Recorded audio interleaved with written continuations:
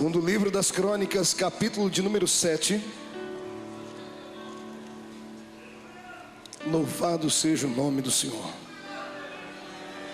Aleluia.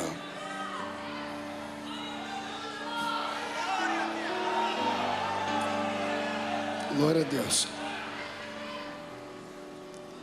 O título do texto é: A glória de Deus enche o templo. Tendo Salomão acabado de orar, desceu fogo do céu e consumiu o holocausto e os sacrifícios, e a glória do Senhor encheu a casa. Os sacerdotes não podiam entrar na casa do Senhor, porque a glória do Senhor tinha enchido a casa do Senhor. Todos os filhos de Israel, vendo descer o fogo e a glória do Senhor sobre a casa, se encurvaram com o rosto em terra sobre o pavimento e adoraram e louvaram o Senhor, porque Ele é bom e porque a sua misericórdia dura para sempre. Então o rei e todo o povo ofereceram sacrifícios diante do Senhor. Ofereceu o rei Salomão em sacrifício 22.000 bois e 120.000 ovelhas. Assim o rei e todo o povo consagraram a casa de Deus. Os sacerdotes estavam nos seus devidos lugares, como também os levitas, com os instrumentos e os músicos do Senhor, que o rei Davi tinha feito para eles se utilizarem nas ações de graças ao Senhor, porque a sua misericórdia dura para sempre. Os sacerdotes que tocavam as trombetas estavam de frente deles, e todo Israel se mantinha em pé. Feche a Bíblia, coloque no banco, coloque na cadeira. Pegue na mão da pessoa mais perfumada do seu lado. Atravesse a faixa de Gaza. Pegue na mão da pessoa. Isso. Aperte a mão do seu irmão com carinho até ele falar glória a Deus. Pentecostal que não faz barulho está com defeito de fabricação, irmãos. Glória a Deus. Feche os seus olhos, vamos orar. Senhor, uma vez mais nós te exaltamos nessa noite. Uma vez mais nós buscamos a sua presença. Uma vez mais nós nos rendemos ao seu Espírito e pedimos ao Senhor que nos conduza nesta noite pelo tapete da revelação da sua palavra. Senhor Deus, a sua igreja veio, assumiram compromisso, desafiaram o seu Espírito, romperam em fé. Romperam, Senhor, a truculência de uma segunda-feira, do cansaço e a fadiga do dia, e vieram para o santuário. Eles não podem voltar para casa vazios. Senhor, eu quero que hoje o Senhor abra a porta do céu sobre nós e derrame tudo aquilo que uma igreja carece e necessita. Antes que eu comece a pregar, eu lhe faço 2 pedidos, Senhor. O primeiro pedido é que ao redor deste templo, num raio de 5 quilômetros quadrados, onde houver um demônio alojado, que esses demônios comecem a arrumar as suas malas para se mudarem do bairro do Bom Retiro, e por que não dizer da capital paulista, porque se não sumirem, serão queimados pelo poder da glória do Senhor, que vai encher este santuário. Senhor, eu jamais poderia deixar de fazer a segunda oração, que o Senhor abra a porta do seu palácio sobre este templo agora, e envie do céu para a terra uma comitiva angelical. Eu quero anjos especiais esta noite, Senhor. Quero anjos da categoria dos serafins, anjos que ardem em fogo pela presença da sua glória, que eles comecem a entrar dentro deste templo agora e comecem a esparramar brasas de fogo tirada do seu altar, e onde houver um crente batizado com o Espírito Santo, renova ele agora, meu Senhor.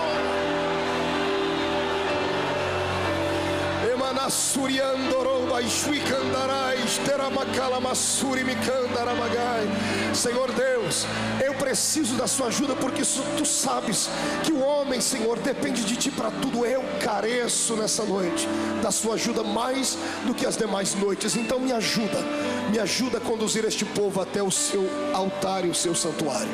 É o que eu lhe peço agora em nome de Jesus Cristo, seu Filho amado. Amém e amém. Solte a mão do seu irmão, levante o dedo de profeta para cima comigo. Aponte o dedo no nariz da pessoa que está do seu lado, com carinho e respeito, e diga para ela: hoje ninguém me segura. Diga: porque hoje será uma noite especial.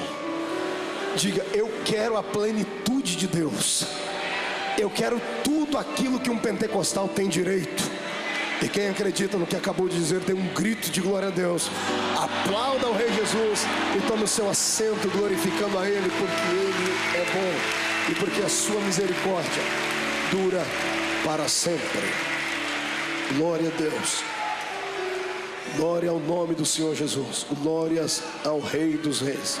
Quando eu abro a minha Bíblia Sagrada, no segundo livro das Crônicas, no capítulo 7, eu tenho aqui um dos textos mais belos da Bíblia Sagrada, dotado de uma poesia que somente Deus poderia citar ao ouvido de um escriba, de um profeta, de um escritor. O capítulo 7 do livro de Crônicas é o capítulo onde o Senhor nos conta a história de como foi que o povo hebreu lhe deu talvez o maior de todos os presentes: um templo fixo, um templo que tinha um endereço, um templo feito por mãos humanas, um templo feito de alvenaria. Israel havia passado muito tempo no Egito. Tendo eles permanecido por centenas de anos no Egito, acabaram tendo dificuldade quando saíram de lá em adorar a Deus, porque haviam acostumado a adorar deuses entre os egípcios, e os deuses dos egípcios tinham uma casa estabelecida. Deus, percebendo esta dificuldade do povo, pediu para que Moisés, seu servo, fizesse o primeiro templo, que era o tabernáculo, que era um templo móvel, era um templo onde o povo do Senhor seguia a nuvem da glória de Deus, e quando a nuvem parava, eles paravam também e logo levantavam aquele tabernáculo. Quando a nuvem do Senhor se retirava, o tabernáculo era desmontável e o povo saía pela terra. Quando eles começaram a se alicerçar na terra da promissão, o Senhor então suscitou no coração de Davi, para que Davi lhe desse uma casa, e que esta casa fosse perpetuamente para a adoração do nome de Deus. Mas o rei Davi foi impedido pelo Senhor de construir a casa, visto que a sua mão era mão que trazia muito sangue sobre ela. Mesmo sendo ele um poeta, o lado de guerreiro de Davi, ele sobressaía, e Davi matou muita gente. E o Senhor disse: Davi, não vou deixar você fazer isto, vou deixar este legado para o seu filho, para que Salomão então me dê uma casa, e que esta casa seja poderosa. Eu quero convidar você agora, com a sua inteligência, com o seu intelecto e o seu lado espiritual, a voltar comigo no tempo, voltar um pouquinho antes desta casa ser alicerçada, porque para chegar aqui no capítulo 7, eu tenho que lhe conduzir por uma das mais belas histórias da Bíblia também, não acerca de Salomão, mas acerca do pai de Salomão, o rei Davi. Só para deixar o seu coração alegre nessa noite, eu vou dar um tema para esta mensagem. O tema é este: quebrando o protocolo. Olhe para o seu irmão e diga para ele: hoje é noite de quebrar o protocolo. Não grite, diga: quebrando o protocolo. Então venha comigo, você vai ver por que é que o Senhor nos deu esta mensagem, para entendermos como é que se dava a atuação da fé em Israel, para entendermos por que o rei Salomão, os súditos deles, os levitas e os sacerdotes, eram tão sensíveis à voz de Deus. Nós devemos voltar no tempo, voltar alguns anos antes, algumas dezenas de anos antes deste episódio.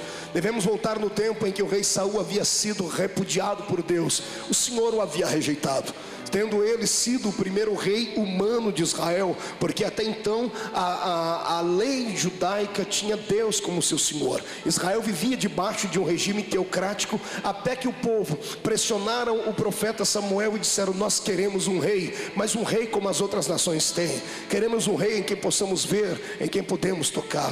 Samuel foi falar com Deus, foi pedir desculpas a Deus, e o Senhor disse: não, Samuel, eles não rejeitaram a você, eles rejeitaram a mim, mas se é um rei que eles querem, eu lhes darei um rei. E Saul começou bem, começou no espírito, fez grandes coisas, ele deixou um legado de história sobre Israel, até que o seu coração ficou tomado pela soberba, ficou tomado por um orgulho indescritível. Quando o meu Deus começa agora a levantar Davi para colocá-lo no lugar do rei Saul, Saul começa a se sentir enciumado, Saul começa a sentir um ódio que ele trançava entre o ódio e o amor por causa de Davi. O rei Saul, ele amava Davi, mas quando ele se lembrava do cântico das mulheres de Israel, que diziam: Saul matou 1000, mas Davi matou 10.000, a ira acendia o coração do rei, e somente a harpa de Davi, na unção de Deus, era capaz de apaziguar aquele espírito maligno que estava dentro do rei Saul.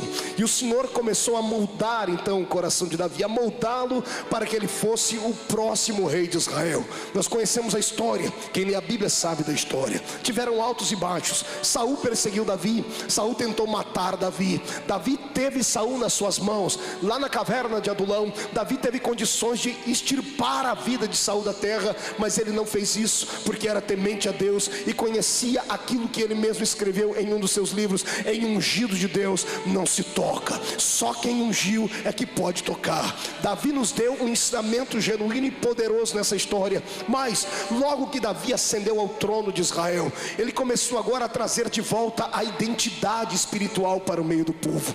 O Senhor não queria que o rei fosse apenas alguém que articulasse política. O Senhor queria que o rei fosse uma espécie de líder a ser seguido também no teor espiritual. Deus queria um guerreiro no trono, porque todo rei tem que ser guerreiro, mas este guerreiro também tinha que ser poeta, tinha que ter sensibilidade para adorar ao seu Deus. E logo que Davi ascendeu ao trono, a vida espiritual de Israel melhorou e começou a mudar, até um dia em que o rei Davi saiu em uma batalha contra os filisteus, porque estes filisteus sempre foram inimigos de Israel, e eles tinham agora na mão um legado. Os filisteus haviam roubado de Israel talvez o maior marco espiritual da nação judaica, talvez a maior sombra da lembrança de Deus entre os hebreus, que era a Arca da Aliança. Você se lembra da história? Quando Ofni e Finéias foram mortos, quando Israel se curvou diante dos filisteus, o Senhor permitiu que os filisteus levassem embora a Arca da Aliança.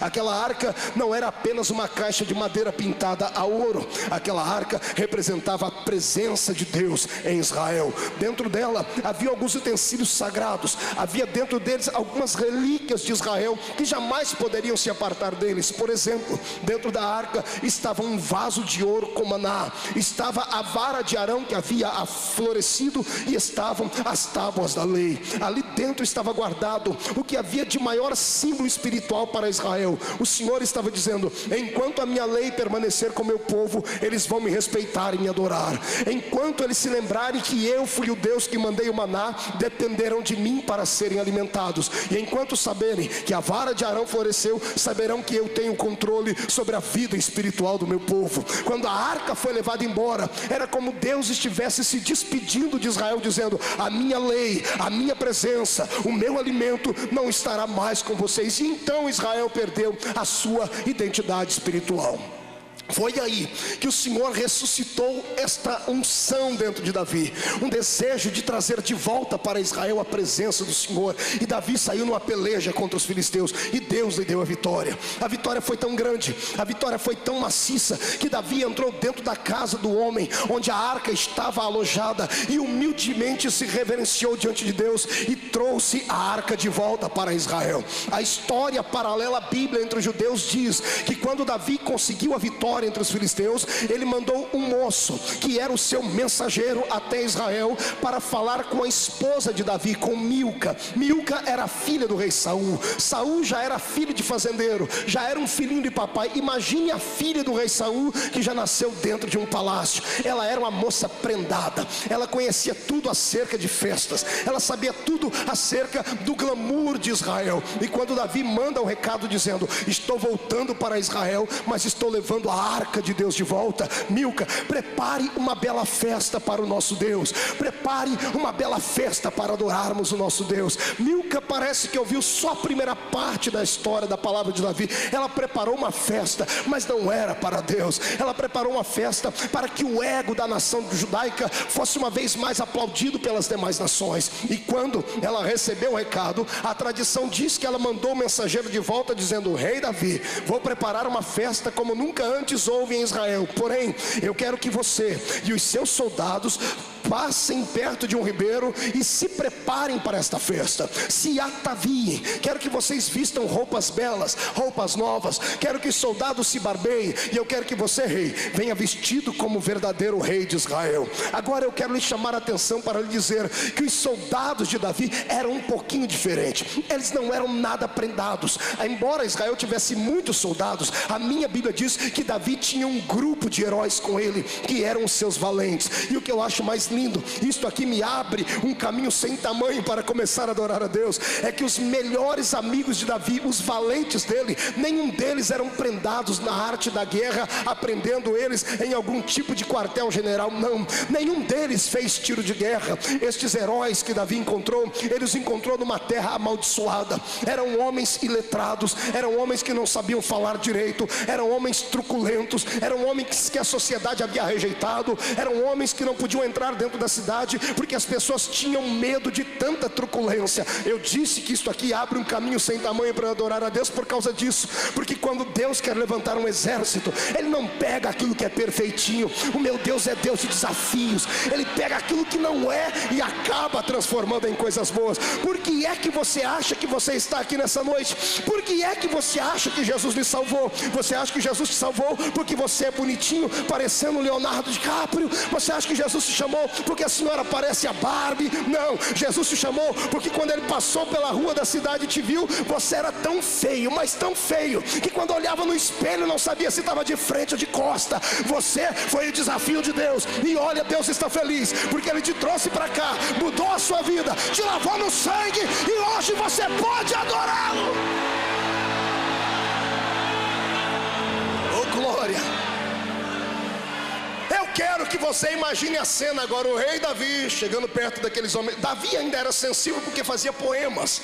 Eu quero que você veja Davi agora chegando perto daqueles homens grossos, daqueles homens que só sabiam brigar e dizer: gente, hoje nós vamos ter que tomar um banho. Eu imagino um soldado que já estava meses na batalha, dias inteiros sem tomar banho, dizer: Davi, o nosso cheiro está lhe atrapalhando, rei? Não, é porque nós vamos voltar para casa, e vocês conhecem a minha mulher, né? A minha mulher é uma bênção, é filha de Saul, e ela já mandou um recado que a festa que ela vai dar, todo mundo tem que estar perfumado, todo mundo tem que estar bem vestido. Ela até mandou as minhas roupas reais, então vamos obedecer a rainha. E os homens vão e se lavam e se barbeiam, e Davi pega esses seus soldados e diz assim: nós vamos entrar em Jerusalém daqui a pouco, mas hoje é uma data solene. Eu quero que cada um de vocês arrume uma maneira certa de entrar. Eu imagino alguém pegando e fazendo uma coreografia com os cavalos. Na frente ia a arca de Deus, puxada por uma carruagem de cavalo, de bois. Atrás vinha o rei, no meio, bem imponente. A coroa chegava a brilhar. De longe era possível ver o reflexo da coroa daquele rei. Do lado direito do rei vinha o primeiro porta-bandeiras. Este porta-bandeiras levantava uma bandeira bem alta, a bandeira do leão da tribo de Judá. O porta-bandeiras que vinha à esquerda vinha com a bandeira um pouquinho mais baixa, e na cara daquela bandeira estava famigerada a cara do deus Dagon, porque era a bandeira dos inimigos. Ela vinha um pouco mais baixa, porque de longe, quando a atalaia enxergava de cima do muro, ele dizia: aí vem o nosso povo, e vem com a vitória, vencemos o inimigo, e a vitória é nossa. Tocava-se a trombeta, e o povo se alegrava. Atrás deles vem então os valentes de Davi, pela primeira vez organizados, pela primeira vez bem vestidos, pela primeira vez bem perfumados.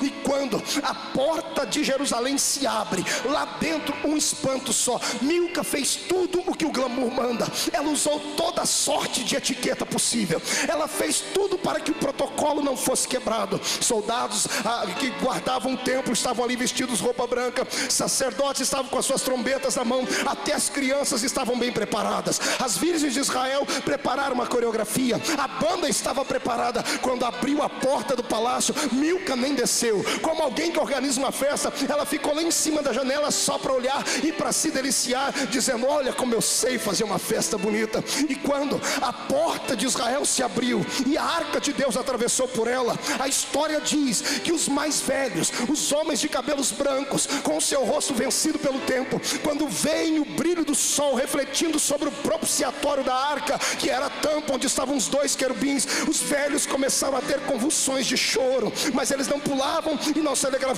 Eles se seguraram porque tinha uma etiqueta a ser seguida, tinha um protocolo a caminhar. A rainha de longe dizia assim: calma, se controle, porque é uma festa solene. Gente de toda parte foi convidada, ilustres, governantes, líderes estavam ali para aplaudir a Davi por aquela vitória. Quando a arca atravessa e Davi atravessa junto com ela, Davi olha para as crianças que estavam bonitas, os homens começam a tocar os seus instrumentos, mas Davi percebe a lágrima nos olhos dos mais velhos. E quando Davi percebe que os anciões de Israel estavam entendendo que aquilo não era um amuleto que estava voltando para Israel, não era uma caixa de joias, eles sabiam que quando aquela arca entrou dentro do portão de Jerusalém, era como se Deus dissesse: eu voltei para morar aqui, eu voltei para para estar com vocês.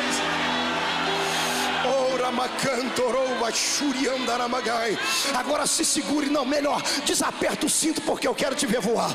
A minha Bíblia diz que quando o rei Davi viu toda essa situação, quando ele viu a arca entrando, ele viu as pessoas cantando, a minha Bíblia diz que Davi instantaneamente fez uma coisa interessante. O rei, que estava usando uma coroa, uma roupa real, parece que ele havia previsto o que ia acontecer e deixou por baixo da roupa real uma estola sacerdotal. A estola sacerdotal quase deixava o ser humano nu. Era apenas um pano branco, de linho branco, que mostrava a pureza e nada de vergonha, porque o sacerdote não tinha nada do que se envergonhar. Quando Davi atravessou a porta de Jerusalém, ele não olhou mais para os homens, nem para os velhos, nem para a arca. Ele olhou para o céu. E quem é que estava chegando lá perto? A nuvem da glória de Deus estava voltando. A carruagem de Deus estava chegando. Sabe o que foi que Davi fez? Na hora, o rei Davi nos deu uma lição. Ele quebrou o protocolo. Davi esqueceu a etiqueta, saltou de cima do cavalo, jogou a coroa para um lado, jogou a roupa real para outro e começou a bailar em volta da arca.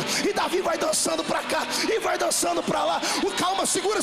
Os valentes de Davi, os homens truculentos, aqueles que não entendiam nada de sensibilidade, eu imagino um falando por outro: o rei enlouqueceu, o rei está surtando, o rei está dançando ao redor da arca, e um dizendo para o outro: bem, ele é o nosso guia, o que ele faz a gente faz, desçamos do cavalo e vamos dançar com o rei. Eu quero que você veja agora homens pegando nas mãos, brincando de cirandinha ao redor da arca. Aleluia! Deus essa noite quer quebrar o protocolo da sua existência. Eu quero nessa noite dizer que esta mensagem não é para crente gelado, esta mensagem não é para crente só veteriano, esta mensagem é para quem teme a Deus e tem coragem de adorá-lo.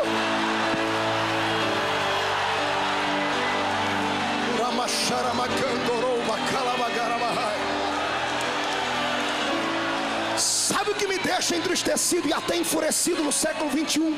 É encontrar um monte de igrejas perfeitinhas, igrejas que parecem um bibelozinho, igreja onde os crentes chegam parecendo um grupo de pavões reunidos. Eles gostam de glamour, gostam de festa, principalmente quando alguém, ao invés de dizer só o nome, diz que é doutor fulano de tal, diz que é o empresário fulano de tal. São empresas bem perfeitinhas, são empresas que são, olha o que eu disse aqui, eu disse que nem são igrejas, são empresas, porque parecem empresas. Tudo tem que ser no devido lugar. Tem até uma placa: silêncio, isto aqui é um lugar solene. Eu quero dizer uma coisa para você: eu cansei de ficar em silêncio diante de Satanás quando eu não era crente. O único que fazia barulho era o infeliz do cão, porque ele tripudiava em cima da minha vida.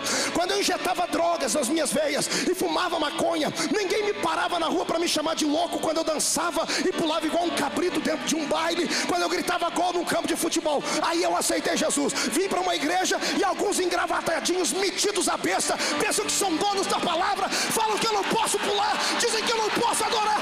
Eu quero que eles se explodam nessa noite. Eu quero ver quem é que quer adorar a Jesus comigo aqui. Então jogue a mão para cima.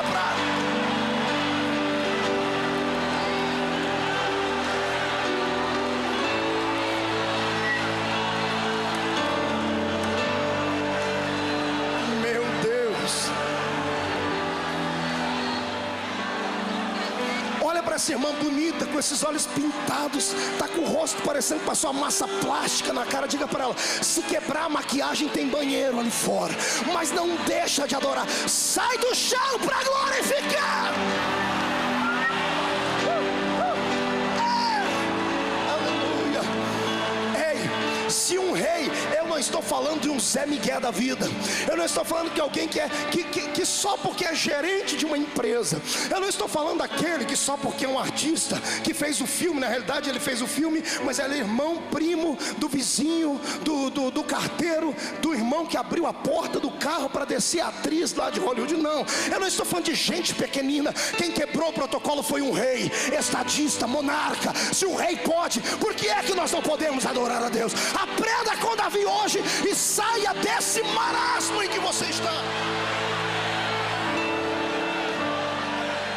Eu já contei aqui uma vez, e quem sabe hoje alguém veio para ouvir de novo. A minha esposa, a irmã Edileuza, a doutora Edileuza, estudante de direito, uma moça muito equilibrada, muito bonita, uma moça criada dentro da igreja, cheia de protocolos, cheia de etiquetas. Uma vez eu falei para ela: filha, vamos comigo orar no monte. Ela olhou para mim e disse assim: eu orar no monte com você? Eu não sou doida, tem igreja para orar. Isto é ilógico, isto é irracional. Você é um homem preparado, Marco. Por que você vai fazer lá no meio do mato, se sujar toda, os pernilongos te morder, as formigas subir em cima do seu pé, você tropeçar e cair dentro de buraco? Larga a mão disso. Eu falei: bom, então você me deixa aí. Ela falou: vai, você é louco mesmo. E eu fui para o monte orar. Isso uma vez deu um nó na minha cabeça, porque eu falei: Jesus, será que isso é questão de personalidade mesmo? Porque ela disse para mim: você é expansivo, você é sanguíneo, você gosta dessa coisa. Eu não, meu espírito é mais pacato, eu sou mais fleumática, eu não preciso de nada disso. Amados, eu aprendi uma lição com Deus tremenda na vida da minha esposa. Isto foi 1 ano, 2 anos, eu tenho 12 anos de casado. Isso aconteceu há 3 anos atrás. Há 3 anos atrás, quando isso aconteceu, olha que coisa linda. Eu estava me preparando para ir para o monte. A irmã de Leusa chegou em mim e falou assim: para onde você vai? Eu falei: eu vou lá para o monte. Ela olhou e disse assim: cabe eu também? Posso ir junto? Eu olhei para ela e falei: o que você vai fazer lá? Eu falei assim: eu estou precisando. Eu falei: ué, mas você disse que não gostava. Eu falei: não discute comigo, eu estou querendo ir, posso ir? Ela dentro do carro, eu dando gargalhada por dentro, disse: Jesus de Nazaré. Mas isso não é questão de personalidade. Ali o Senhor disse: não, filho, isso não é questão de personalidade, é questão de necessidade. Sabe por que os crentes que você conhece não pulam, não gritam, não se descabelam, não fazem esse barulho aqui dentro? É porque estão com a vida ganha. Mas deixa eles passar pelo vale para você ver.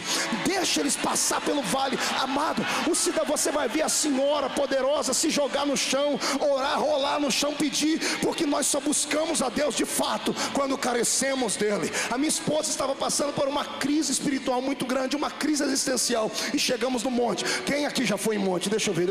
Essa aí é a turma que acompanha o pastor Marco, é tudo doido. Você sabe que quem vai orar no monte, todo mundo tem a sua árvorezinha particular. Eu tenho a minha lá.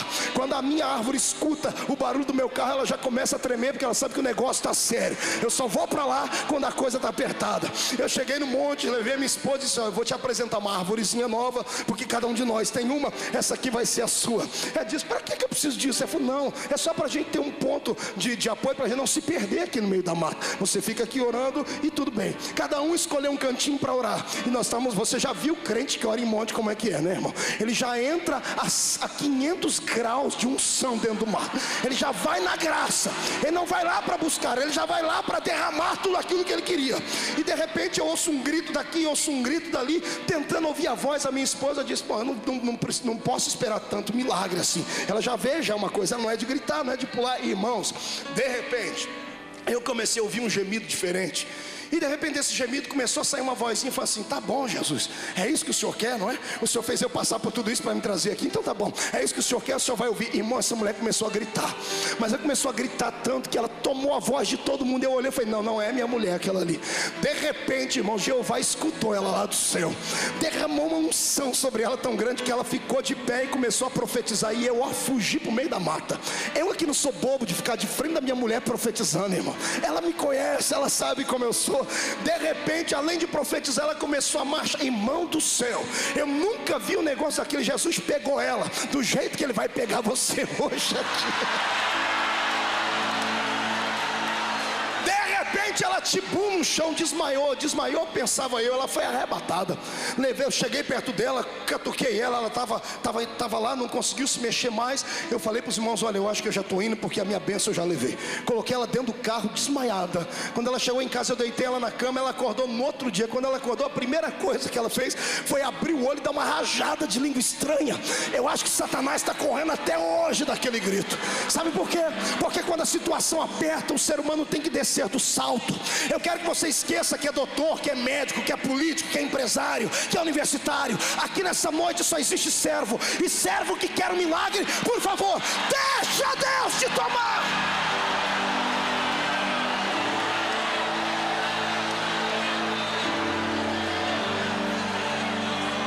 Quebra o protocolo. Davi quebrou o protocolo. E que coisa linda. Todo Israel seguiu atrás de Davi dançando. A única pessoa que não desceu lá para adorar a Deus com ele foi a mulher que organizou a festa, a Milca. Isso aqui, nós se transferimos isso para a vida da igreja. Nós vamos bater em tanta gente que está no púlpito, pessoas que esquematizam uma reunião, que predeterminam como há de ser o culto. Eu estou cansado de cultos frios.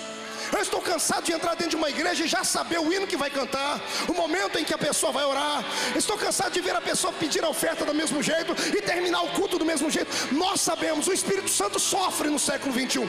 Ele sabe que tem só 1h30 para atuar no culto, porque quando dá 9 horas, o demônio das 9 horas começa a entrar dentro do coração dos crentes. Ainda bem que esse demônio nem passa aqui perto do Bom Retiro, porque se passar nós vamos quebrar ele no meio.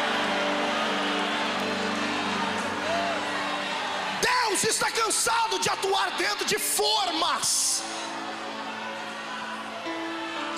O Senhor foi colocado dentro de uma forma, e é o Espírito Santo que tem que sujeitar a nós. Chega disso. Enquanto nós ficamos usando uma homilia antiga, envelhecida, enquanto nós usamos um catecismo já perdido no tempo, Satanás leva os seus filhos para as encruzilhadas na madrugada. As pessoas batem tambor durante semanas inteiras. Eles quebram o protocolo de lá e recebem a bênção deles vinda de Satanás. Porque é que nós, filhos da luz, não vamos conseguir a nossa bênção? Eu quero nessa noite aqui encrencar com você.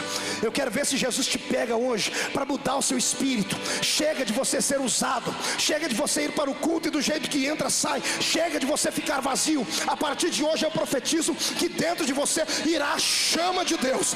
Quando abrir a boca para adorar, o fogo vai descer. E quem é que quer que o fogo desça? Adore a Ele.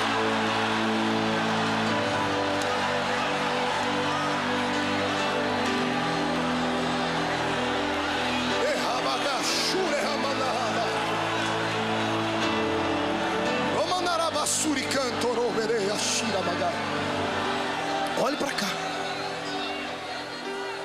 pastor. O que tem a ver este dia com o segundo livro de Crônicas 7? Calma, eu tenho ainda uma lição para lhe dar. Agora eu quero puxar a orelha daqueles que não entendem nada deste tipo de movimento. Quero puxar a orelha dos líderes, dos doutores, dos mestres, dos pastores, seja ele quem for, PhD em teologia, não me interessa qual é a formatura desta pessoa. Jamais toque nesses pequeninos de Deus. Jamais critique a maneira deles adorar ao Senhor, ainda que seja extravagante. Não toque neles, e se tocar, faça com carinho, faça com temor, faça com respeito, porque esses que estão aqui embaixo não são um povo qualquer. Isso aqui é a noiva do Cordeiro, é a noiva de Jesus Cristo. E o pior não é isso. O pior é que eu escuto alguns ainda usarem a Bíblia para tentar quebrar esta unção. Dizem eles: não, o Espírito é sujeito ao profeta. Nem sabe o que estão dizendo. O Espírito que é sujeito ao profeta é o Espírito do profeta. Sendo profeta, o Senhor me dá uma palavra, eu posso entregar agora, como posso entregar semana que vem, como posso entregar o ano que vem, como bem posso não entregá-la. Por quê? Porque o meu Espírito é sujeito a mim. O Espírito do profeta é sujeito ao profeta. Quando você vê um desses pequeninos de Deus ser tomado e sair pulando com o pessoal, isso aí não é unção do reteté de Jesus, amado. Isso aí não é espírito do homem. Pegue essa pessoa depois, filme ele pulando e põe ele sentado na sala para assistir. Você vai ver ele morrer de vergonha. Pastor, mas por que? Ele não sabe o que está fazendo? Ele até sabe, mas naquele momento ele se esvaziou de tudo que é natural e humano. Ele só quer saber de adorar a Deus. E ele acha que pulando, gritando, está adorando a Deus. Ninguém tem nada a ver com isso. Ah, pastor Marco, mas aí a igreja vai ficar uma igreja menina. Eu prefiro uma igreja menina do que uma igreja cheia de caducos. Eu prefiro uma igreja fervorosa do que uma igreja cheia de cubos de gelo. Sai pra lá, geração iceberg. Eu quero é a glória.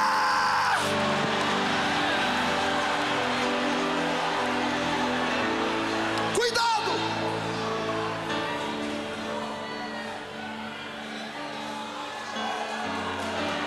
A minha geração caminha paralela ao pior pecado que existe na Bíblia. A Bíblia diz que há um pecado que não tem perdão, nem no templo, nem fora dele. Jesus disse isso: pecado de blasfêmia contra o Espírito Santo. Pergunte para o seu irmão: o que é pecar contra o Espírito Santo? Pergunte para ele. Você sabe o que é pecar contra o Espírito Santo? No mesmo texto em que Jesus ensina isso, ele explica o que é pecar contra o Espírito Santo. Pecar contra o Espírito Santo é você atribuir ao diabo uma obra que é Jesus quem faz. Falaram que Jesus expulsava demônios por demônios. Foi aí que ele entrou e disse: olha, se pecardes contra o Pai tem perdão, contra o Filho também, mas se pecar contra o Espírito do Senhor, não terão perdão nem aqui nem ali. E o que tem de gente que vê esse tipo de manifestação e alegria no nosso meio, fala que é diabo, fala que é demônio. Esses dias atrás eu ouvi um pastor aí, uma pessoa de nome, falando assim: olha, crente que vai para a igreja e cai no chão, isso aí é demônio. O infeliz não sabe o que está falando, não sabe onde está chegando, não teve uma experiência profunda com Deus. Ele teve apenas um conhecimento teológico, filosófico de Cristo. Ele não teve a experiência com a graça do Senhor. Amados, em nome de Jesus, eu vou pedir para o Senhor te dar uma experiência que Ele nunca deu hoje. E por favor, não se segure e deixe Ele te tomar. Deixa Jesus te inundar, pegar cada célula do seu corpo e incendiar ela com esta unção de Deus. Você vai ver que o seu dia depois de amanhã será muito melhor do que esses dias atrás. Eu profetizo que você sairá daqui de mãos dadas com o Espírito Santo. E digo mais, não vai voltar para casa andando mais, vai voltar voando nas asas da revelação do Senhor. Quem quer isso aí, adora Ele. A única pessoa que não gostou dessa história foi a mulher que havia estabelecido os protocolos e as etiquetas, Milca. Na frente de todo mundo, Davi não fez nada com ela.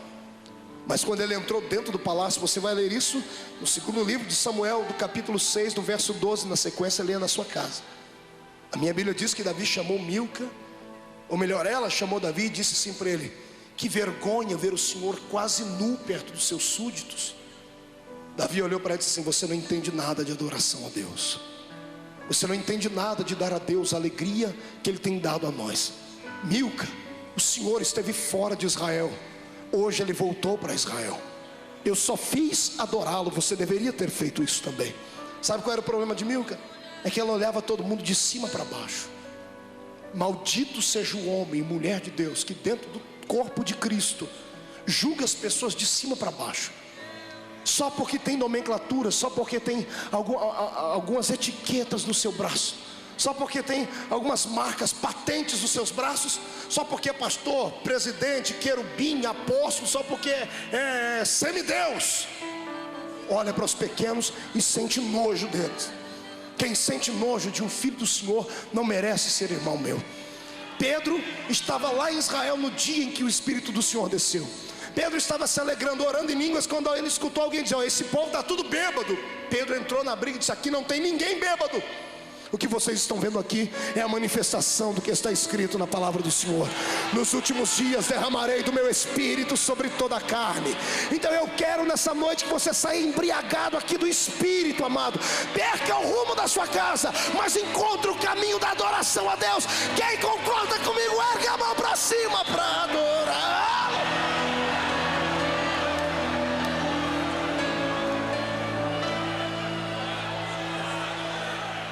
Tristemente eu digo isso.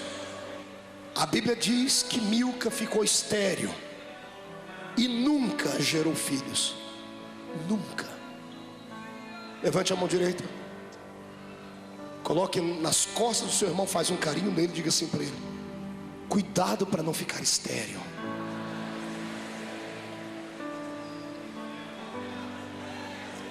E se você não quer comer, não quer morrer comido de bicho nessa noite, abra a boca e dê um glória a Jesus Cristo. Pastor, o que tem a ver esse texto com o texto de Crônicas? Você vai entender agora. A história de Israel diz que enquanto Davi estava naquele dia adorando a Deus com aquela liberdade, os levitas que estavam em Israel estavam prestando atenção no rei.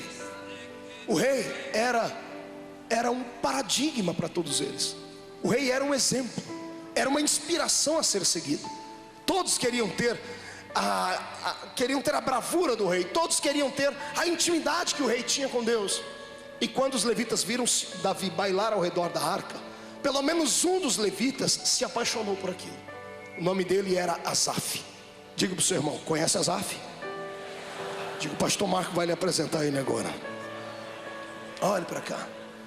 Asaf foi um rapaz levita, da tribo dos levitas, que se destacou acima de quase todos os demais. Abaixo de Davi, para mim, Asaf foi o maior levita. Ele deixou escrito na Bíblia mais de uma dezena de salmos. Asaf teve experiências com Deus, escreveu coisas de intimidade. Por quê? Porque em seu tempo de infância e adolescência, ele teve onde se inspirar. Eu vou deixar uma palavra aqui agora como conselho. Não vale a pena viver esta vida desde que a nossa vida não influencie pelo menos mais uma vida. O que a minha geração precisa é disso.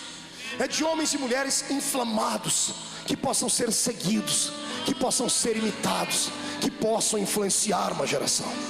Você se lembra na época da Copa do Mundo de alguns anos atrás, quando o Ronaldinho fez aquele corte de cabelo ridículo, horrível? O que teve de garoto que saiu para a rua e fez aquele corte de cabelo também? Você se lembra quando Luiz Inácio Lula da Silva se levantou no nosso Brasil como um líder político da barba grande? Todos os petistas tinham a barba comprida. O que esses homens tinham?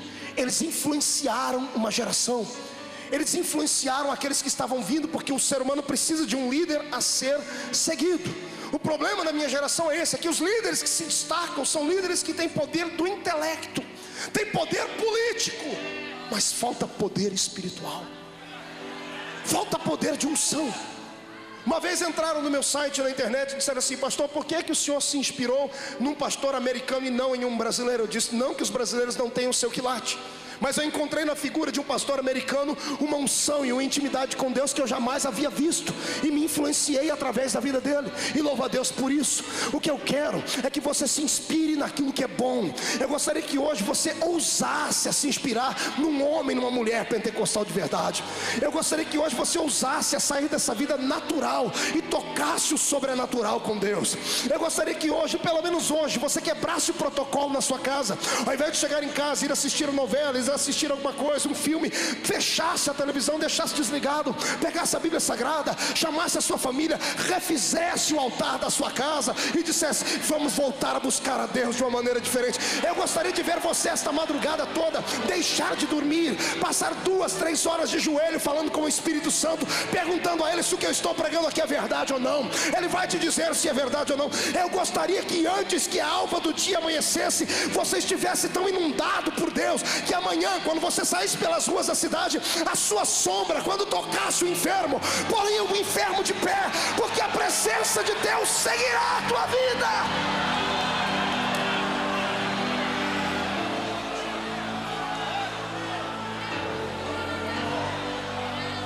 Quando Asaf viu o rei Davi bailar e pular, ele disse: já sei como é que eu vou ser. Ele deve ter sofrido críticas. Eu vou falar isso agora com temor a Deus. Quantos meninos vêm me ouvir pregar e eles chegam com um suspensóriozinho assim, parecido com o meu? E alguns deles mandam um e-mail, o menino fala: pastor, eu tive que tirar o suspensório. Pastor, por quê? Porque o povo estava rindo de mim, falando que eu estava te imitando. Eu falei: menino, o que é bom tem que ser imitado. Não tenha vergonha, adore a Deus, seja um adorador, tenha intimidade com Deus. Você vai perder a amizade da terra, mas vai ser íntimo daquele que fez o universo. Ser fervoroso do jeito que eu ensino, com a maneira como eu tenho sido, não é fácil. Até você chegar no nível onde hoje o pastor Marcos chegou, que é reconhecido, que até os líderes mais velhos tiveram que aplaudir o ministério que Jesus me deu. Até você chegar ao nível de ser reconhecido, beijado, imitado, isso leva um tempo, porque ninguém será aceito sem antes ser rejeitado. Está entendendo isso? Amigo e amiga, me escute. Eu já fui como você, já mandaram eu parar de gritar. Você precisa ver o dia que eu fui consagrado ao diaconato da igreja. Eu fiquei tão feliz que eu fiquei na porta da igreja igual um bobo, gritando. Eu gritava, abraçava os irmãos, pulava, falava em língua estranha. 3 homens do púlpito se reuniram, mandaram me chamar, me levaram lá para a salinha do fundo e falaram assim: ó, você agora é um oficial da igreja. Eu falei: o que quer dizer com isso? Você não pode mais ficar gritando e pulando ali, você representa a igreja. Isso aí é um escândalo. E eu ouvi, dei ouvido a eles, amado. Eu me esfriei da noite para o dia. E depois ainda que eu coloquei aquele terninho miserável como é que chama? De linho, que amarrotava mais do que qualquer coisa. Aí eu fiquei insuportável. Os crentes vinham me cumprimentar, eu nem me deixava me tocar. Acabavam de me abraçar, eu tirava a mão deles, porque afinal de contas, oficial da igreja tem que ter ética, tem que ser estruturado. Eu quero nessa noite, queria eu poder pegar o infeliz que ensinou isso. Queria eu poder pegar a pessoa que ensinou que só porque você é um oficial da igreja, você não pode entrar na glória do Senhor. Queria eu pegar esse infeliz. Sábado agora eu estava pregando em Belo Horizonte, lá no Templo dos Anjos, na sede da Igreja do Evangelho Quadrangular, uma igreja linda, 4.000 pessoas dentro do templo. 5 horas da tarde o pastor Jerônimo me ligou e falou: Marco, estamos com um problema, nós vamos ter que fazer mais de um culto. Eu falei: por quê? Porque o templo está cheio e tem mais de 4.000 pessoas do lado de fora da igreja. Então eu fui, preguei no primeiro culto, saí meia hora para tirar o povo, tiveram que puxar o povo, os seguranças da igreja, tinha gente que se agarrava nas cadeiras, não queria sair do culto, tiraram o primeiro povo, o segundo povo entrou. Antes de eu começar a pregar, o pastor disse: nós vamos ter que terminar o culto daqui a pouco. Eu falei: por quê, pastor? Porque tem quase 10.000 pessoas do lado de fora querendo entrar, eles querem ouvir a palavra do profeta. Eu chorei diante de Deus. Eu chorei porque alguns anos atrás, para você fazer movimento, tinha que trazer um cantor, tinha que trazer uma estrela, tinha que trazer um agitador de águas famoso e conhecido. E de repente o povo acordou e descobriram que o que dá sustentação para a alma é uma palavra pregada na unção e na verdade, uma palavra ungida como essa aqui. Você acha que esse povo veio aqui por causa de mim? Acha que esse povo veio aqui porque eu sou bonitinho? Eu tenho espelho na minha casa. Só vieram aqui porque sabem que por onde passo fica uma unção de Deus. Se eu perder essa unção, ninguém quer nem me cumprimentar mais. Em nome de Jesus Cristo, peça essa unção para Deus, irmão. Peça, pastor.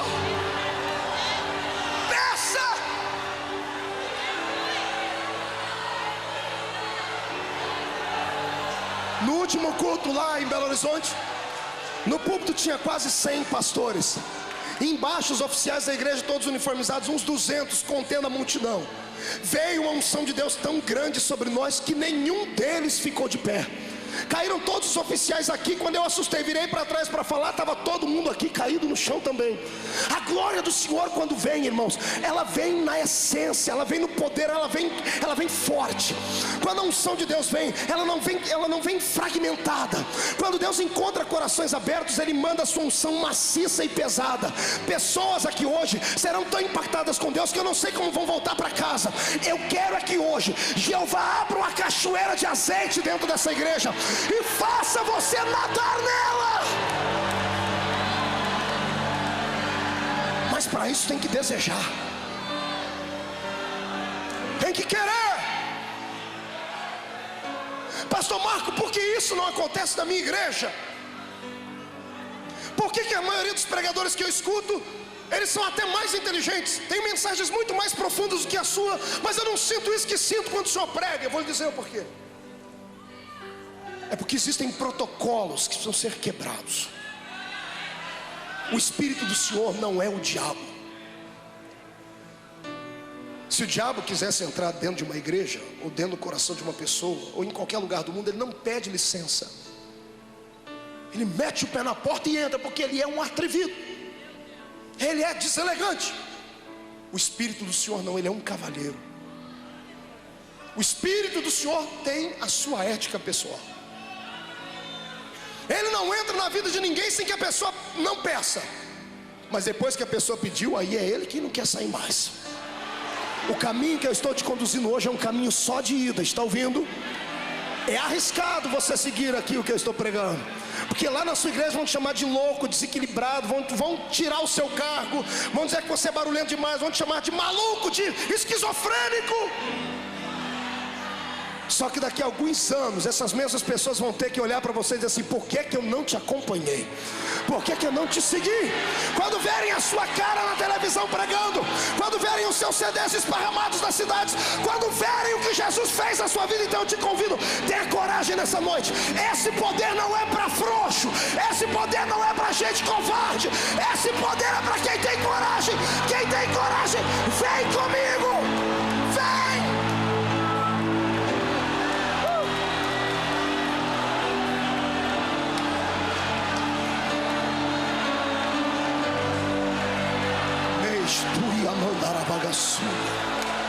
Segura um pouquinho aí.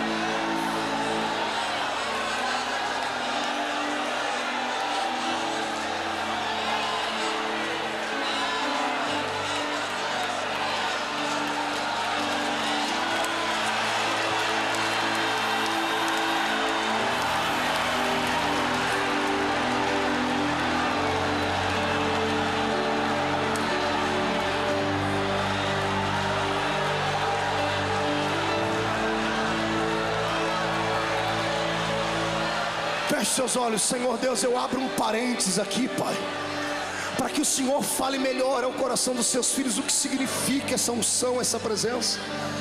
Senhor, pegue esses crentes que já são cheios e nessa noite faz transbordar. Os que falam em línguas, Senhor, que eles extravasem agora orando em línguas. Aqueles que nunca falaram em línguas, que comecem a gritar pedindo essas línguas. Aqueles que têm intimidade contigo, que saltem, que pulem, que gritem, que deixem o Senhor tomar. Mas neste momento, Jesus, mostra o que é um culto pentecostal. Enche esse lugar agora.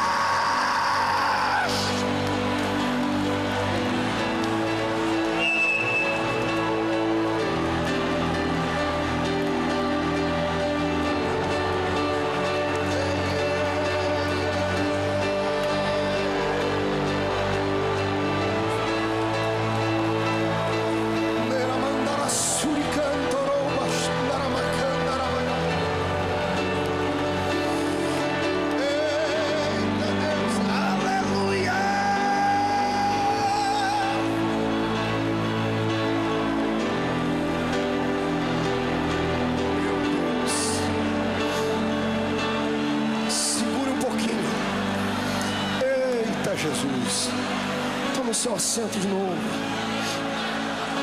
Ei, irmão, não se assuste. Eu sei que é desconfortável para quem não está acostumado. Eu sei que parece loucura. Eu já estive onde você está, mas tenha paciência. Pelo menos agora tira o pé do freio. Entrega a direção da sua vida na mão do Espírito. Pede para Ele a confirmação. Deixa o Espírito Santo soprar sobre você. Deixa Ele te encher. Deixe Ele, irmão. Deixe Ele. Deixa andar a suricandoroba. Eita Deus.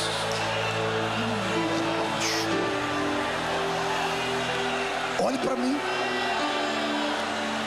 Vamos falar de conhecimento. Daqui a pouco eu volto para a graça. Asaf cresceu íntimo de Deus. Ele compôs melodias tremendas, profundas. Isso destacou entre os demais levitas. Quando Davi estava morrendo, Salomão lhe prometeu: meu pai, durma em paz, porque eu vou construir para ti um templo.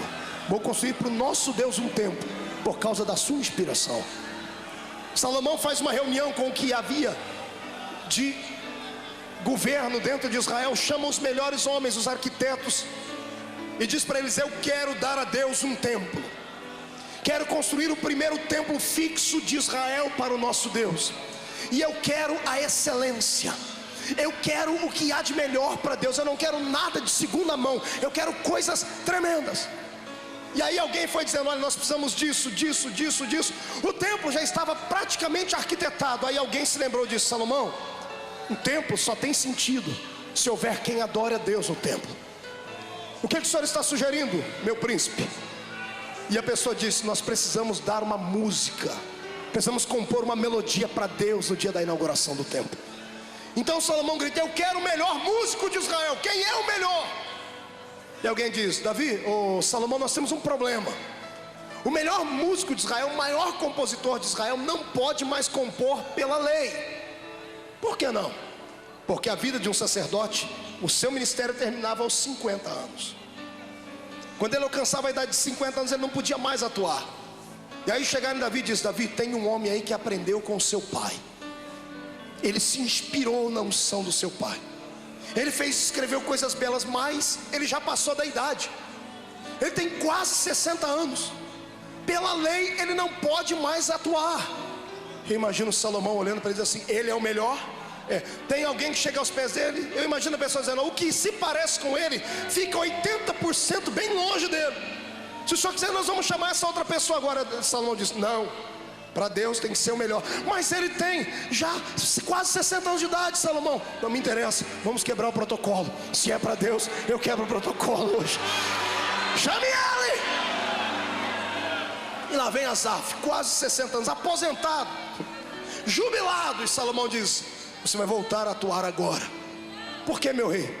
Você vai construir, arquitetar um salmo, uma música com letras profundas. Porque daqui, não sei quanto tempo vai demorar, mas quando o templo de Deus estiver pronto, eu quero a melhor música que você já fez. Combinado? E ele: se é o rei que pede, está combinado. O templo levou 7 anos para ser construído. A letra da música levou 7 anos para ficar pronta. A melodia levou 7 anos para ficar pronta. Nossa, se eu pegasse um gancho aqui, dava para bater bastante nos cantores, né? Que hoje em dia, porque tem contrato com a gravadora, são obrigados dentro de 6 meses gravar qualquer merrequinha lá e colocar nos nossos ouvidos para ouvir. E ainda diz que é a unção de Deus. Aí falta inspiração, aí fica fazendo aquelas músicas todas esquisitas. Alguns chegam a pachorra de pegar uma música mundana e colocar uma letra evangélica só para vender. Vocês esqueceram ele que os mais belos hinos e poesias foram escritos em tribulação. Este hino demorou 7 anos para sair. Quando chegou o dia da inauguração do templo, Salomão convocou todo Israel, passou um pregão em Israel. 4 milhões de judeus se aproximaram do centro de Jerusalém naquele dia. Por isso é que a Bíblia diz que Salomão sacrificou 120 mil ovelhas, 22 mil bois. Era muita coisa, porque tinha 4 milhões de pessoas do lado de fora. Dentro do templo só entravam pessoas importantes: sacerdotes, levitas, o rei, algumas outras pessoas convidadas especiais. E lá ia o maestro Asaf, que agora, detalhe, estava passando dos 70, estava chegando nos 70 anos. Quando Asaf se aproxima do coral de levitas, eu imagino todo mundo murmurando, se acontecendo: mas esse velho, esse homem já não tem mais idade para isso. Eu imagino alguém dizendo: você não ficou sabendo a última? O que? O rei quebrou o protocolo. O rei burlou a lei, porque dizem que ele é o melhor. Vamos ver se é o melhor. Imagina Asaf agora diante dos levitas, seu coral baixo, contralto, soprano, tenor, e dizendo para ele: gente, é agora. Ensaiamos 7 anos. A gente sempre canta para Israel ouvir. Hoje nós vamos cantar para Deus ouvir. A minha Bíblia diz que os sacerdotes começam a imolar os animais, a sacrificar. Salomão levanta as 2 mãos para o céu e faz uma oração. E quando ele está terminando a oração, o coral de levitas entra com a música. Pena que a Bíblia não deixou escrita a letra da música.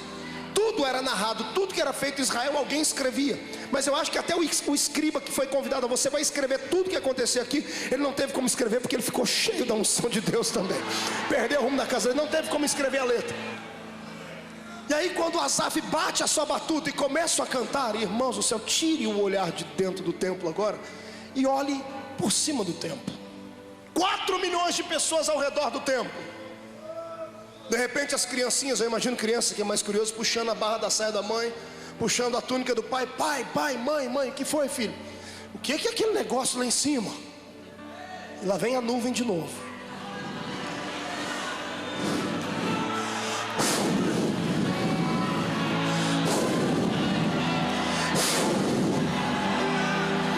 A mãe olha para cima e diz assim: filho, é o convidado especial. O pai diz: este templo é um presente de Salomão para Deus. Deus veio receber o presente pessoalmente. Aquela nuvem chama-se Shekinah, a nuvem da glória de Deus. Agora escute, quem conhece a Bíblia sabe o que eu estou falando. Deus usava essa nuvem como uma carruagem. Todas as vezes que ele vinha falar com o povo, ele vinha em cima da nuvem. Eu perguntei a Deus por que ele vinha nessa nuvem. O Senhor disse para mim que a nuvem era uma espécie de filtro que impedia o povo de ver a glória do Senhor como ela era de fato, porque era perigoso as pessoas morrerem. Então Deus vinha em cima da nuvem, e quando ele estava feliz, ele soltava relâmpagos e trovões, e o povo dizia: Deus recebeu o louvor, o sacrifício e coisas mais. Até este dia, Deus havia saído da nuvem só uma vez. Faça assim, o número 1, aponte no nariz do seu irmão e diga: Deus saiu da nuvem só uma vez até então. Pergunte para mim quando. Não ouvi? Eu quero ouvir melhor. Quando um outro homem que tinha intimidade com Deus fez birra, bateu o pé e disse: eu só desço dessa montanha quando eu te ver. Eu só saio daqui quando eu ver a sua glória como ela é. E o Senhor diz: mas Moisés, quem vê a minha glória morre. Só se vira, dá um jeito, eu tenho crédito no céu, eu tenho feito por onde, então eu mereço, eu quero ver. Eu imagino Moisés com uma criança birrando, batendo o pé: eu quero. E a minha Bíblia diz que quem bate acaba vendo a porta se abrir. Chegou uma hora, Deus disse: tá bom, eu vou descer da nuvem, mas olha, você vai ter que me ver de costa. Não interessa, eu vendo é o que tá bom. Moisés se escondeu numa penha, Deus colocou a mão atrás, na frente do rosto dele. Quando Deus passou e tirou a mão, Moisés viu Deus de costa. A minha Bíblia diz que ele desceu do monte. As pessoas tinham que tapar os olhos de tanto que ele brilhava. Quem vê a glória de Deus fica parecendo com o Senhor. Crente muito pentecostal vê que ele não é dessa terra, ele é meio maluco. Já viu que crente cheio do Espírito Santo ele não conversa igual as outras pessoas? Ele é diferente, porque quando a glória de Deus impregna o ambiente, nós deixamos de ser naturais.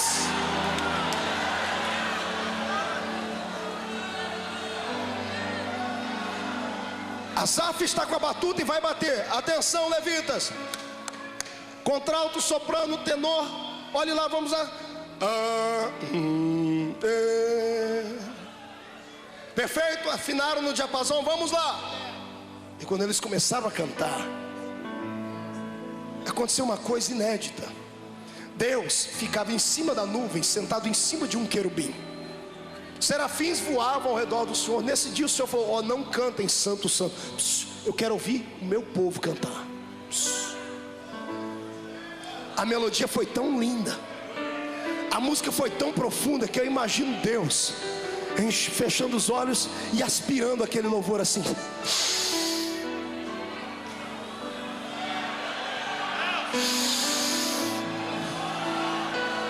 O Senhor esquivando o ouvido: dá licença, querubim. De repente só ficando de pé, e os anjos: o que o Senhor está fazendo? Dá licença, eu quero ouvir essa música. Eu nunca ouvi nada igual. Que música perfeita, que louvor perfeito, que adoração santa. Eu acho que eu vou fazer uma coisa que faz muito tempo que eu não faço.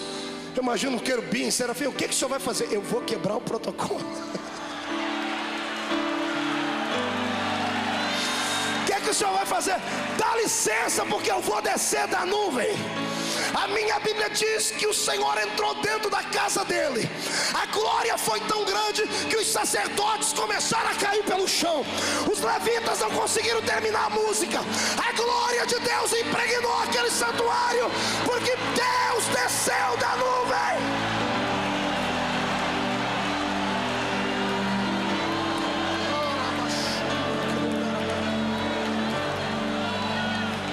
A tradição judaica diz que quando o templo ficou cheio da glória do Senhor, as pessoas que estavam do lado de fora de Israel começaram a ser curados, os paralíticos começaram a andar, veio uma unção de Jeová Rafá sobre eles.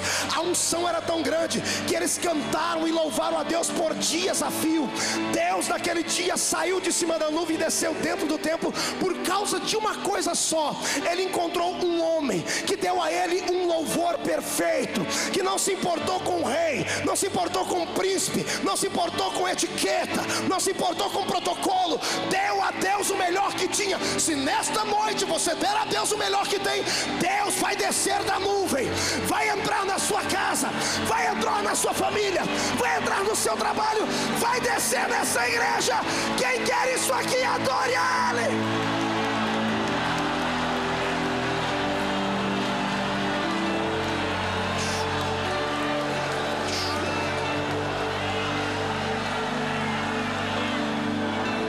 Tira Deus da nuvem, irmão.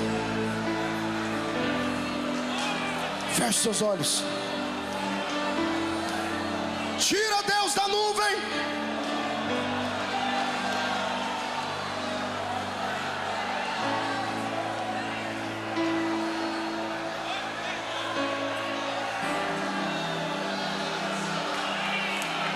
Se você quebrar o protocolo, Deus vai quebrar o dele. É uma coisa pela outra. Se você quer que Ele faça algo que Ele nunca fez na sua vida, faça nessa noite algo que você também nunca fez para Ele. Não olha para quem está à tua esquerda, à sua direita. Faça como esses que já estão de pé, como esses que estão de joelhos se jogando no chão. Quebre o protocolo e venha adorar ao Senhor. Venha. Querem fechar o guarda-chuva? Venha.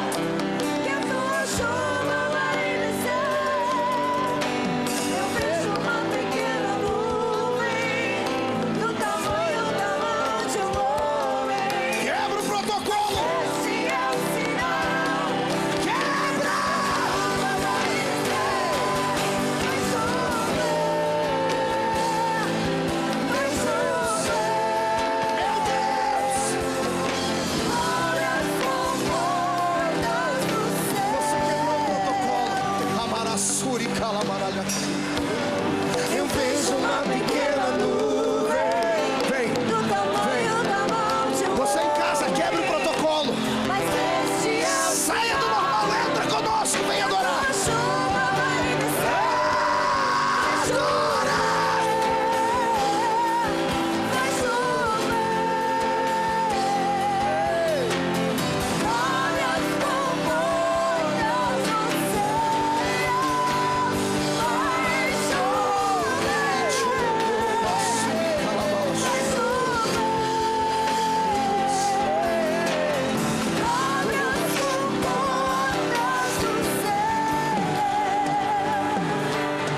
Aquela música que vocês ensaiaram. Olhe para cá, olhe para mim, toda a igreja.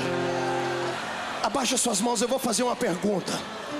Eu quero saber quantos aqui hoje têm coragem de entrar dentro do céu e enxergar o céu pelo lado de dentro hoje. Quantos têm coragem? Olhe para mim, pegue a mão direita, toque no coração, feche os olhos. Diga comigo: Jesus, eu já te tenho aqui. Diga: Espírito Santo, eu já tenho você aqui para salvação. Agora eu queria você de outra forma. Tire a mão do coração, coloque na cabeça.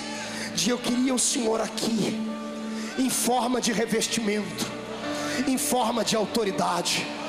Diga: eu quero, o quanto for possível, um ser humano ser cheio da sua presença. Eu sou este ser humano.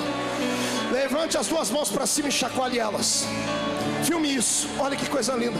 Chacoalhando a mão, vire, fique cara a cara com o irmão. Escolhe alguém, fique olhando no rosto dele. Faça isso aí atrás. Levante as mãos. Diga para ele assim, diga para o seu irmão: é agora que o Senhor vai derramar uma unção coletiva. Diga: seremos batizados com o Espírito Santo, curados. Você crê nisso? Levante as mãos. Deus, coloque uma brasa de fogo nessas mãos agora. Quebra o protocolo, Jesus, e usa esses homens e mulheres agora. Agora, agora. Já!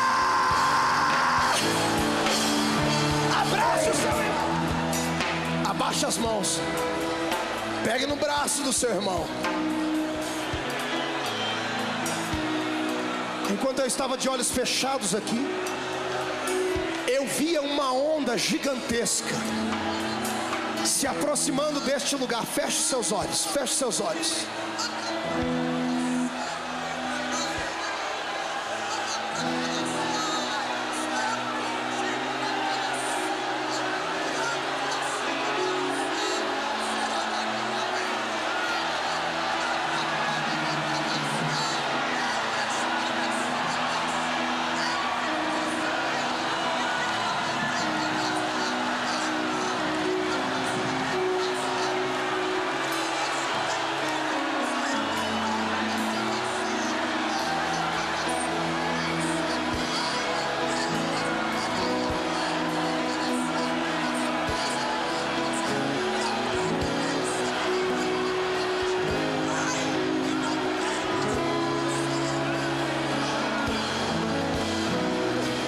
Isso é a glória de Deus, é unção. Isto está disponível nas páginas da Bíblia, está disponível para quem crê. Em nome de Jesus Cristo, sai da frente, Satanás!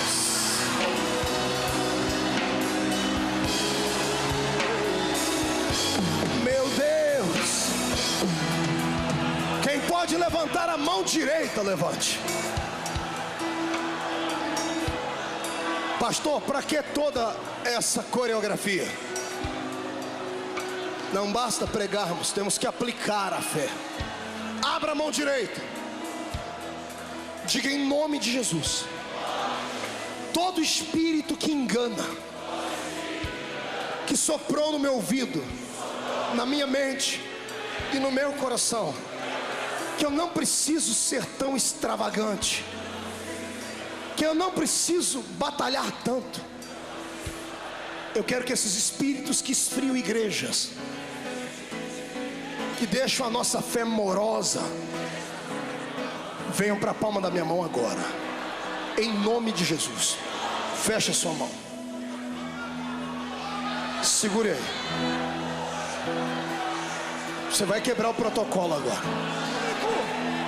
Lucas 10 e 19, eu vos dei poder para pisar sobre serpentes e escorpiões. Não se assuste a partir de amanhã. Você vai se pegar com desejo de falar em línguas andando nas ruas. A sua casa vai ficar tão cheia da glória de Deus que os seus vizinhos vão chegar perto para saber o que é. A minha cantorova gassúria.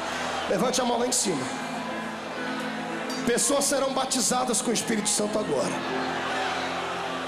Quem não fala em línguas ainda, chacoalha a mão assim. Quem não fala em línguas, vai falar agora, crê.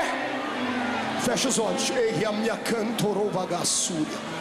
Eu quero a chuva de novo. Deus quebrou o protocolo, desceu da nuvem. 1,5. Um novo tempo começa hoje na sua vida. 2, a sua casa será cheia do Espírito do Senhor. 2,5, tudo que era impossível ficará fácil a partir de hoje. 2,75, quem não fala em línguas, prepare para falar agora. E quem já fala, prepara para saltar. 2,80, Satanás perdeu. 3, joga no chão. Isso!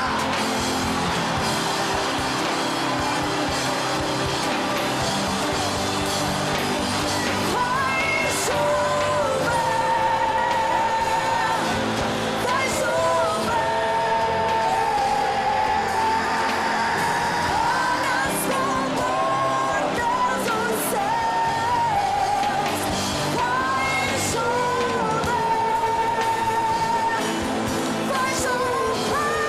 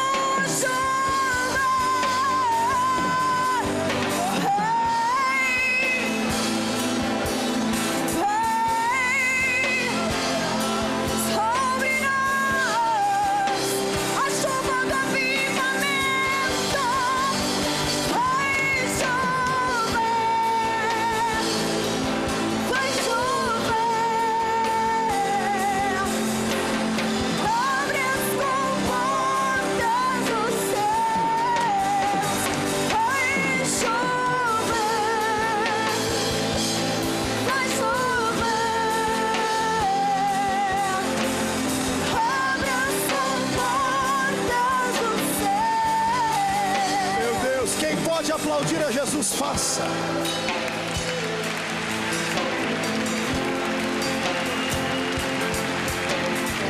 Se é para Deus, tem que ser mais forte.